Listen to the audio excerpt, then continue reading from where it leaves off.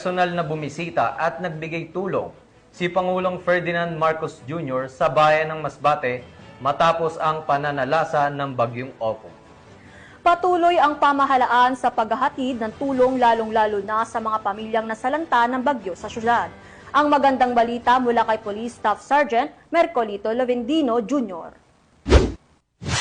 Personal na bumisita si Pangulong Ferdinand R. Marcos Jr. kahapon October 1, 2025 sa Nursery Elementary School sa Masbate City upang pangunahan ang pamamahagi ng iba't ibang tulong para sa mga pamilyang naapektuhan ng Bagyong Opong.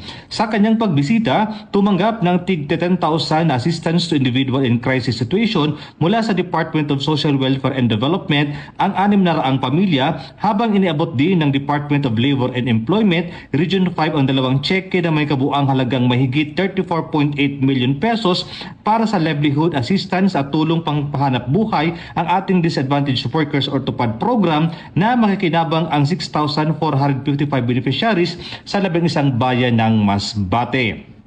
Kasama po natin ang iba't ibang kalihim ng mga iba't ibang departamento na nandito upang magdala ng tulong dahil napakabigat ang pagkatama ng Opong dito, lalo-lalo na dito sa Masbate. Marami pa tayong ginagawa doon sa nakaraan ng bagyo. Hindi pa tayo tapos doon sa nakaraan ng bagyo. Tinamaan na tayo ng panibagong bagyo. Tapos may lindol pa yata nung kagabi.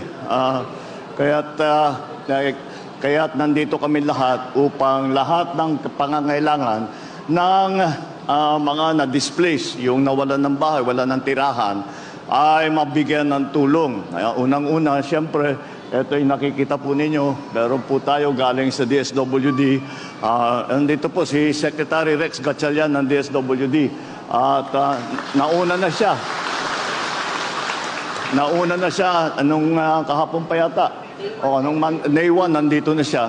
At nakapagpadala kagad nitong ating food pack. Meron tayong family food box. Ito yung nakikita ninyo, pamimigay natin sa lahat ng mga nangangailangan. At tuloy-tuloy po yan. Hindi lamang ito yung nakikita ninyo sa harap ninyo. Marami po tayo nakareserba dahil kawawa naman ang ating mga kababayan kapag hindi natin natulungan, lalong-lalo na sa oras na ganito. Bukod dito, inabot din ng Pangulo ang 2 Starlink units para sa Nursery Elementary School kasabay ang iba't ibang ayuda mula sa iba't ibang ahensya ng pamahalaan. Kabilang dito ang family food packs, hygiene kits, malongs, laminated sacks at water filtration kits mula sa DSWD, financial assistance, TUPAD payouts at internship support mula sa DOLE, charity mba na naglalaman ng grocery items mula sa Philippine Charity Sweepstakes Office at hot meals at mobile kitchen services mula sa Philippine Red Cross. Bago ang distribusyon ng tulong, sinilip ni Pangulong Marcos Jr. ang mga evacuee sa loob ng mga silid-aralan na pansamantalang ginagamit bilang evacuation centers at in-inspection din ang gusaling eskwelahan na nasira ng bagyo.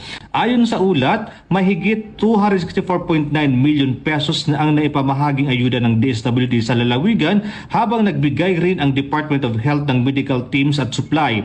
Samantala, patuloy ang mabilis na aksyon ng Department of Public Works and Highways, Metropolitan Manila Development Authority, Department of Energy at Department of Information and Communication Technology para sa clearing operations, pagbabalik ng kuryente at pagpapanumbalik ng komunikasyon. Mula dito sa Bicol Region, ako po yung Police News Network Correspondent, Police Staff Sergeant Mercolito Lovendino Jr. Alagad ng batas, tagataguyod ng Balitang Pulis.